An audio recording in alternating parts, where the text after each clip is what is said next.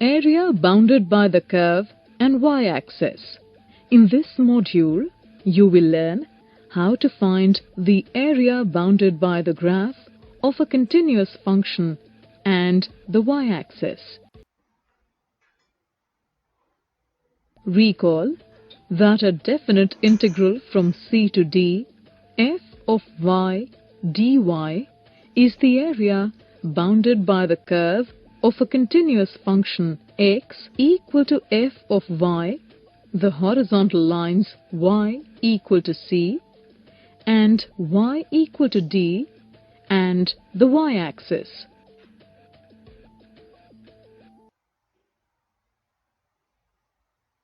The area bounded by a curve and the y-axis may lie to the right or left of the y-axis, or to both right and left of the y-axis. Let us understand by an example how we can find the area enclosed by a curve and the y-axis in a closed interval. Suppose we need to find the area bounded by the graph of a function x equal to y plus 1, horizontal lines y equal to 1, y equal to 3 and the y-axis. First, let us show the required area graphically. X is a linear function of y, so it must represent a straight line. Thus, select any three values of y and find the corresponding values of x. Next, draw the x and y axis and mark the positive and negative values on both the axes using a suitable scale. Now mark the three obtained points on the graph and draw a line joining the points. The line shows the given function. Now draw horizontal lines y equal to 1 and y equal to 3 to get a visual representation of the required area. This area can be shown as a definite integral from 1 to 3 x dy, where x is equal to y plus 1.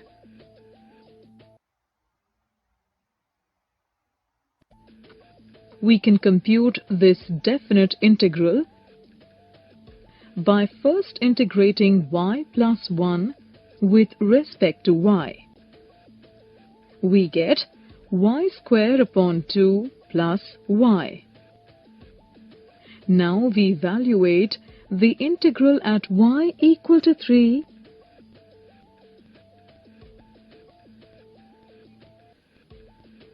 and y equal to 1, and then subtract the results. The difference represents the required area. Here, the whole area lies to the right of the y-axis. Now let us look at a case where the area lies to the left of the y-axis. If we look at the area bounded by the same graph, horizontal lines y equal to -2, y equal to -4 and the y-axis, it lies to the left of the y-axis. If we find the area in the same way as we did in the case of the area bounded by the curve to the right of the y-axis, we can show the area as a definite integral from -4 to -2 x dy, where x is equal to y plus 1. Solving the definite integral,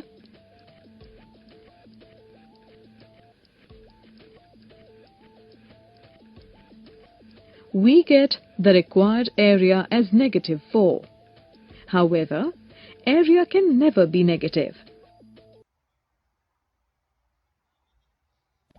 In such cases, where the area bounded by a curve lies to the left of the y-axis, we put the negative sign before the definite integral that represents the area. This is because x becomes less than 0 for every y in the closed interval -4, -2. Now the area is 4 square units. At times, the area bounded by the graph of a continuous function lie to the left and right of the y-axis. How do we find the area in such cases? Let us understand by taking the same graph and computing the area bounded by it and the y-axis in the closed interval -3, 2.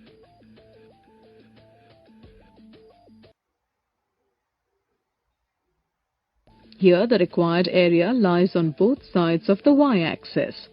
We'll find the area to the right of the y-axis, say A1, and that to the left of the y-axis, say A2, separately, and then add the two areas.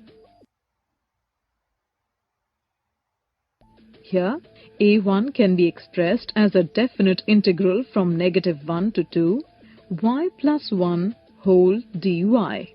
Evaluating this integral,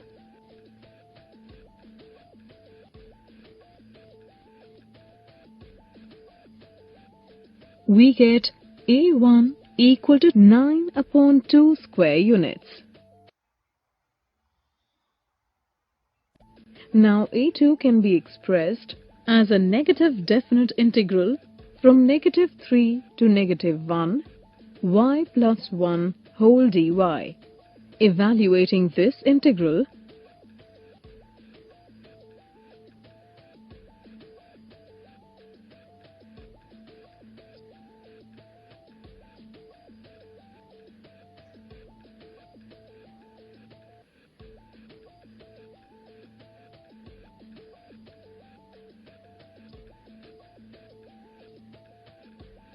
we get A2 equal to 2 square units. Now adding A1 and A2,